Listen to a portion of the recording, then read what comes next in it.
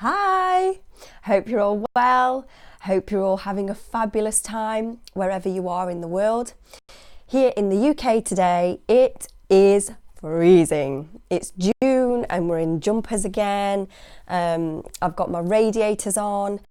I've got massive big fluffy bed socks on. I'm drinking tea. We should be outside in the sunshine, in nature, and it's just chucking buckets down. This country, oh my goodness. So yeah, that's what it's like in the UK today. I've got a few things to share with you today. I've had an incredible few days. A bit of a whirlwind really. So the Spirit Fair in Chesterfield, when I got there, it was a little bit smaller than I was expecting. It was in the massive big ProAct stadium, but we were just in a room, not actually in the big part of the stadium, which was interesting. But it was great. I had a really great time. And I got all my little tables set up and I was trying to chat to people. And just as the fair was starting, I was sat behind my table and I had this picture of Dolores Cannon with me, which I will show you. The lovely Dolores Cannon. There she is. She was with me on my table.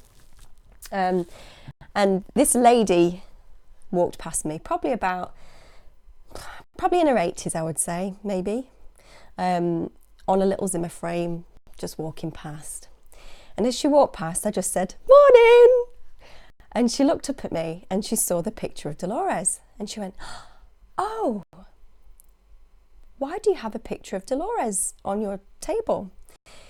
And I said, "Dolores trained me.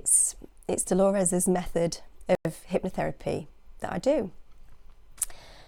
And she looked at me with tears in her eyes and she said, "I knew Dolores."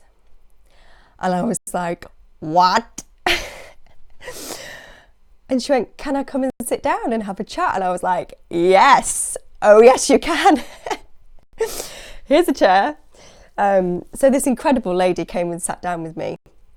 And as soon as she sat down, it was so strange because it was actually like talking to Dolores.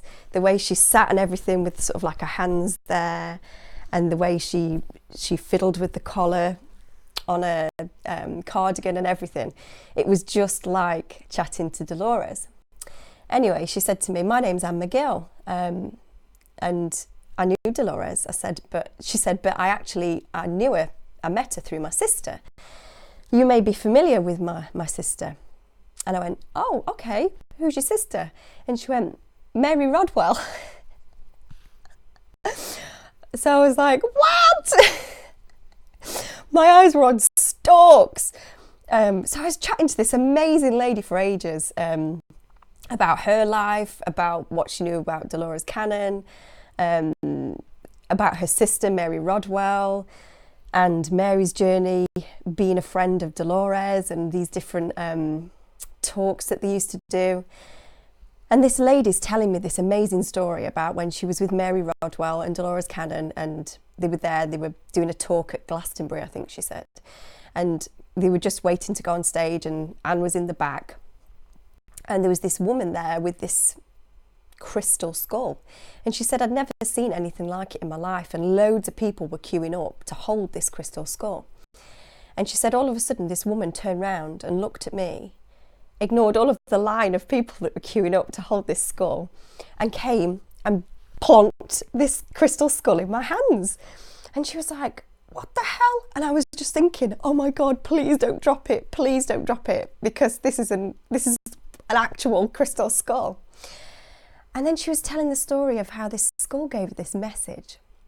So it like connected with her telepathically and gave her this message about who her spirit guides were, and they were two of the archangels. And as I'm listening to this amazing woman at this spirit fair like that, I just turned to the side and saw there was this massive group of people that had all built up. And they were all listening to this amazing lady share this story about holding this crystal skull, and it was giving her this really personal message. And she later found out, obviously, how rare these crystal skulls are. But at the time, she just thought, "Oh my God, what is this huge skull?" So that was amazing. And I was chatting to Anne for much of the day, to be honest. I was pumping her for as much information as possible about Dolores Cannon and Mary Rodwell. And we ended up exchanging, our details, and we're going to keep in touch. And she said I can go over to her house and we can sit and have a chat, and she'll tell me all of her amazing stories that she's got. And I just can't wait to go and listen to her, because she was such an interesting lady. She had so much to say. And I felt so incredibly blessed to have that moment come about, all because of the picture of Dolores that was on my table. So that happened in the morning, which was amazing. And then in the afternoon, the crowds from Chesterfield seemed to die off a little bit. And it was quite quiet. And I was thinking, oh, okay, it seems like it's going to be a quiet afternoon. And then I had some guys turn up from London who watched my YouTube videos, who travelled all the way down from London to have a chat. So that was amazing. Then I got some guys from Scotland. I got a guy from Sheffield who watched my YouTube videos. And it was such a really, really great day. So I'm really, really pleased that I went to the Spirit Fair. And it was lovely to meet you guys that came to see me and have a chat. So thank you so much. So that was the Spirit Fair. And I have a couple of sessions that I would like to share with you today. The first one that I want to share, I actually did this session yesterday. And after the session, after editing the lady's video and her audio and sending that to her, I then spent a good part of last night transcribing the first part of her session, because I really wanted to share it with you guys, because I just didn't expect it at all. I mean, you never know where people are going to go when they first go into the first past life. And oftentimes you'll find that people, they might go into a few earth lives first, and then potentially they might go somewhere a bit more different after they've discovered what it is from their earth lives that they need to know. Anyway, this lady, she went straight down into this scene. And as soon as she went down into this scene, she was sobbing, absolutely sobbing, tears of intense emotion, intense joy. She could not believe what she was seeing. And she went down into this place where all around her, as far as she could see, everywhere, so she couldn't even see the ground, apart from this rock that she was sat on, all around her were hundreds, thousands of unicorns running, having some sort of a race. And she was so moved by it. She was crying. And I'm going to read the part of the session that I've transcribed now, so you get to see it in all its glory. So I say to her, what is it that you can see? Hordes and hordes of unicorns with rainbows around them, hundreds and thousands of them, all with rainbow lights. They're running and running. There's so many of them. It's so beautiful. And as you look down in this place, what do you look like? I'm a little girl with mousy blonde hair and old-fashioned clothes, with a little dress and a pinny on. It's pale blue. I'm watching them and I'm wondering, why are they running? Oh, but there's not just unicorns. There's the winged horses too. Describe the winged horses. They're all white, like an off-white almost, but they're trying to get over the unicorns. It's like they're fighting. They're trying to be first, and the unicorns are going hell for leather to try and get out in front. Are they playing or fighting? What's the energy that you sense coming from them? It's like they're in a competition, but there's more unicorns than there are winged horses. There's not as many of the winged horses, and they are struggling. What noises can you hear?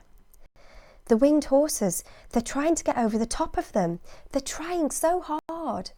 And then she starts crying again with increased vigour, because she just feels so moved by the struggle that she can sense within these two races of beings.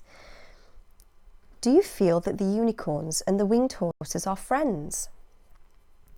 No, it's like a struggle. It's like a battle to see who can come first. And what happens if you come first? They rule. Who is it that rules? Whoever that comes first. And who is first at the moment? The unicorns. And what happens when you rule? They get to decide what is going to happen in the lands. And how does that make you feel? I feel sad. I'm just watching them. Why do you feel sad? Because they can't be friends. I think it's because there's always got to be one race who is first. And I'm just watching them. There's hundreds and thousands of them. And they're just running. They're running. And I'm sat on this rock. And the horses have got to come round the rock. They know they can't come over me. They have to go round the rock. Do you feel like you know any of these unicorns or winged horses? We're like a big family. I know all of them. And I feel desperate for them. I feel anxious for them that this has got to happen. They all know that they have got to win. The unicorns and the Pegasus horses. They're just running and running and flying. And they don't know where they're running to, but they just know that they've got to come first. They have to be in the front of the herd. They have to stay there, but they don't know where they're going. They just have to stay at the front until they get there. What does this place look like where the unicorns are? What does the land look like? I can't see the land. All I can see is the unicorns and the horses running. What do these unicorns look like? They look like horses, but they have rainbow colours running through their manes, and their manes are flying in the air. There's all the colours of the rainbow going through them. Each one has the colours in their manes, not in their tail, just in their manes. They're coming to the end now. The last few are running by. The Pegasus horses are at the back, following the unicorns. I'm watching now. They're coming to an end, and the last Pegasus horse has run past me. He said they're done. I don't know what that means, but they are done. How did it make you feel when he said that to you? Sad. So sad. What do you think it means when he said that they are done? The unicorns have won and the Pegasus have done. And I'm sad as I love both of them, as I am the guardian of both of them. And I wanted both of them to win. Why do you think the unicorns won? They've got more knowledge. What is the additional knowledge that the unicorns have? They're more determined. They knew they needed to go longer and faster to get where they needed to go. And the Pegasus horses tried, but they couldn't keep up. They tried so hard. And as the guardians of these incredible beings, what is it that you do? I watch over them. I make sure they're all right. I talk to them in my mind and they come to me. I try and help them, and they try and help me. What do they give you? Strength, determination. They keep me safe. How do you help them? What is it that you do? I encourage them. I try and encourage them to keep them alive. Why do they need that encouragement? Because they can't do it on their own. They need a human, but I'm not a human. I'm someone who can do telepathy. They chose me. What was it about you that made them choose you?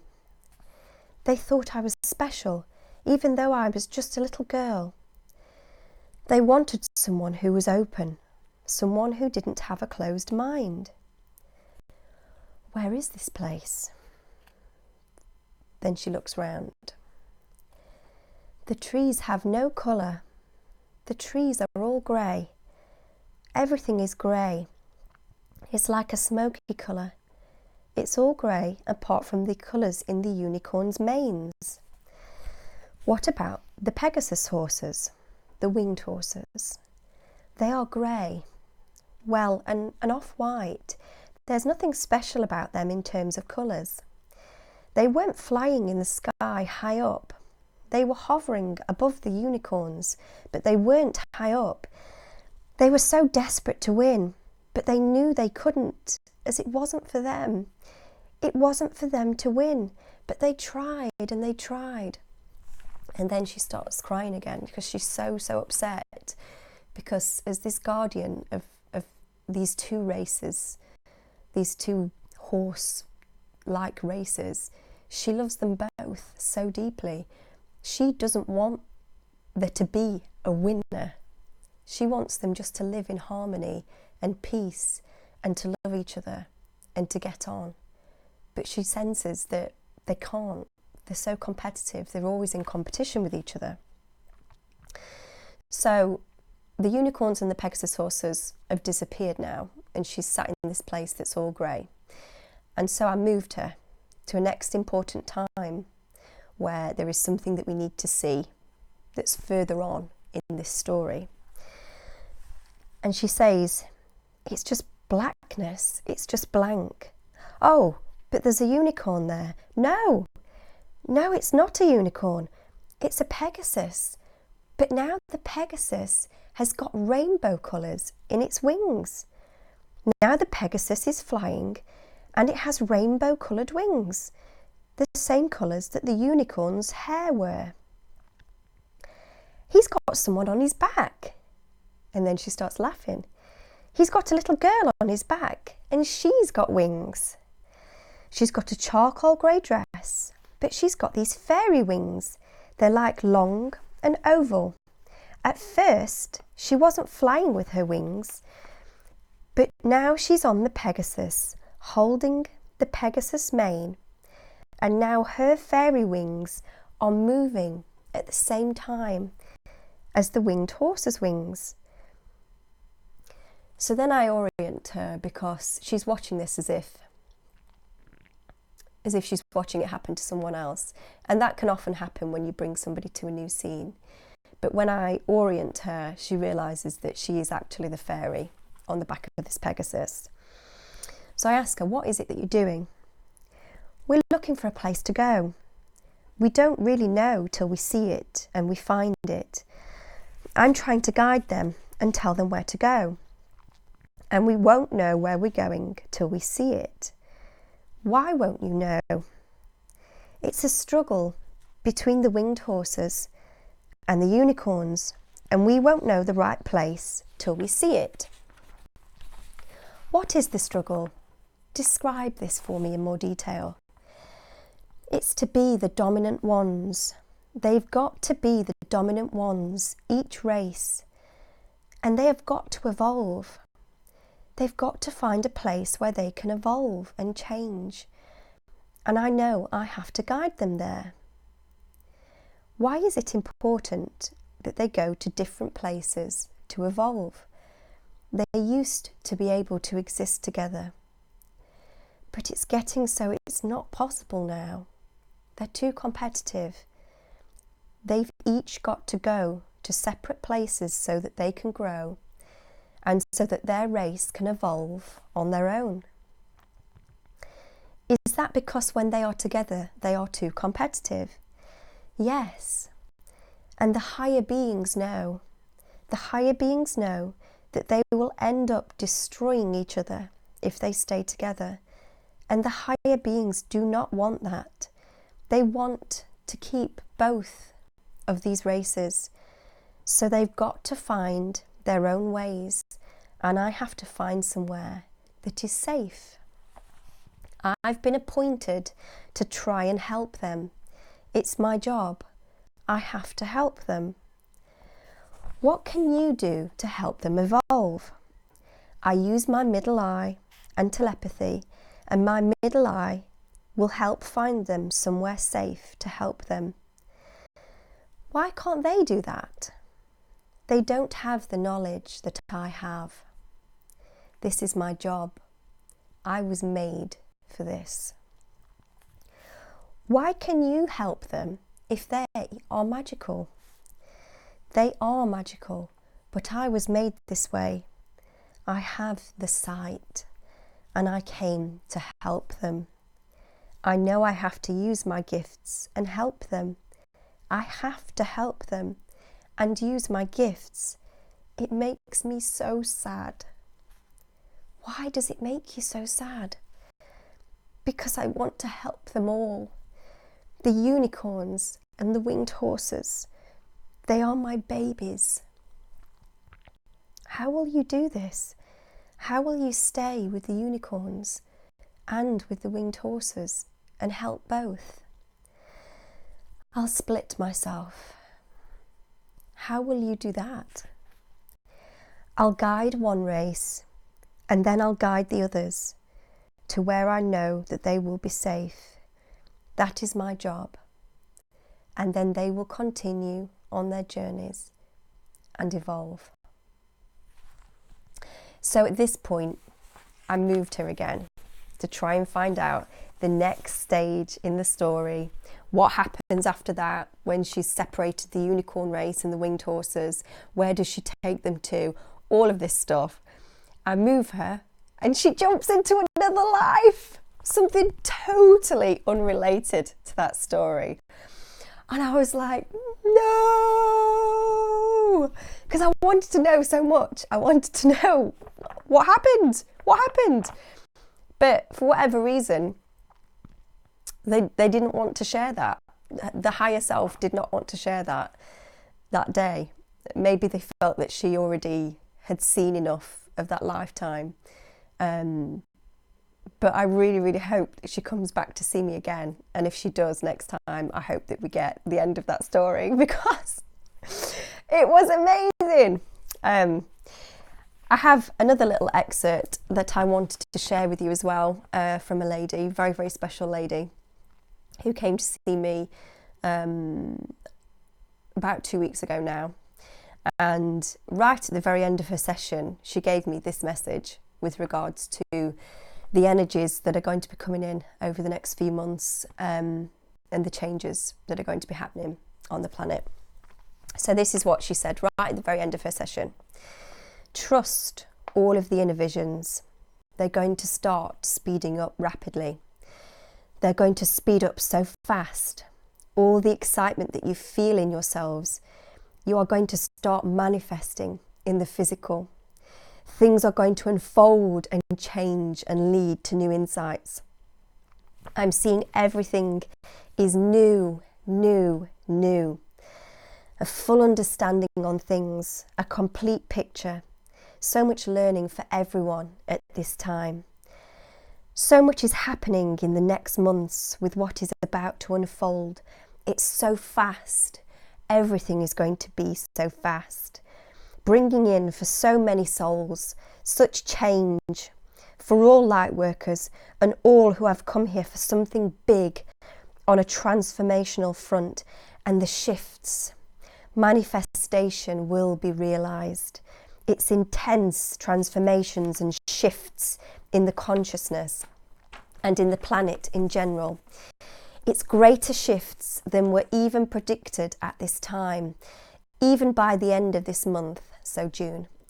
And then by mid-September, by that point, many souls will be in a very different place than they are now. They will change mentally, physically, emotionally, and spiritually. Many souls will perceive that this is an impossibility in their lifetime. The perceived impossible, but it is happening. It's going to be a very overwhelming time. So many light workers are going to have gigantic leaps in their reality. It seems incomprehensible, really. The intensity of purging is huge.